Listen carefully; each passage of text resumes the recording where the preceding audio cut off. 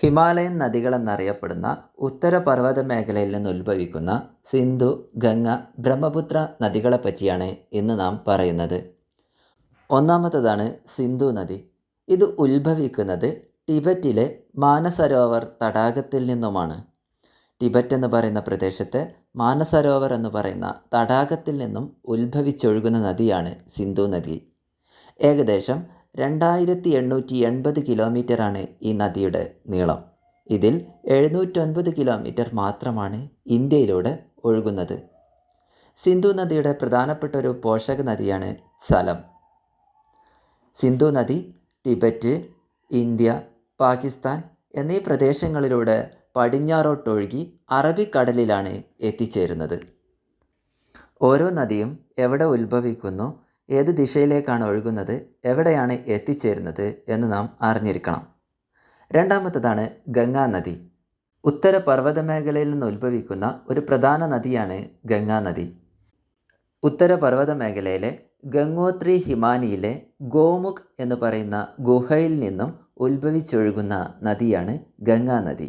ഏകദേശം 2500 കിലോമീറ്റർ നീളമുള്ള ഗംഗാ നദി ഇന്ത്യയിലൂടെയാണ് ഒഴുകുന്നത്. ഗംഗാ നദിയുടെ പ്രധാനപ്പെട്ട ഒരു പോഷക നദിയാണ് യമുന നദി. ഗംഗാ നദി കിഴക്കോട്ടാണ് ഒഴുകുന്നത്.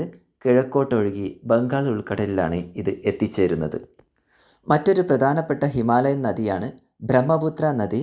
ഇത് ടിബറ്റിലെ ചെമയുങ്തുങ് ഹിമാനിയിൽ നിന്നാണ് ഉത്ഭവിക്കുന്നത്. ചെമയുങ്തുങ് ഹിമാനിയിൽ നിന്ന് ഉത്ഭവിക്കുന്ന ഒരു നദിയാണ് ബ്രഹ്മപുത്ര നദി. ഏകദേശം 2900 കിലോമീറ്ററാണ് ഇതിൻ്റെ നീളമെങ്കിലും 725 കിലോമീറ്റർ മാത്രമാണ് ഇന്ത്യയിലൂടെ ഒഴുകുന്നത്. ബ്രഹ്മപുത്ര നദി അത് ഉത്ഭവിക്കുന്ന ടിബറ്റിൽ സാങ്പോ എന്ന പേരിലാണ് അറിയപ്പെടുന്നത്. അതേസമയം ബ്രഹ്മപുത്ര നദി ബംഗ്ലാദേശിൽ ജമുന എന്ന പേരിലും അറിയപ്പെടുന്നുണ്ട്. ബ്രഹ്മപുത്ര നദിയുടെ മറ്റ് 2 പേരുകൾ ഓർത്തു വെക്കണം.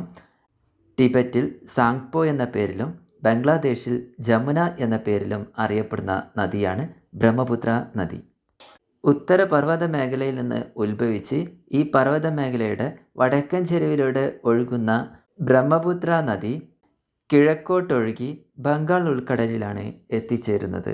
3 ഹിമാലയൻ നദികളും അവ എവിടെ ഉത്ഭവിക്കുന്നു, ഏത് ദിശയിലേക്ക് ഒഴുകുന്നു, എവിടെയാണ് എത്തിച്ചേരുന്നത് തുടങ്ങിയ കാര്യങ്ങളാണ് നാം പറഞ്ഞത്.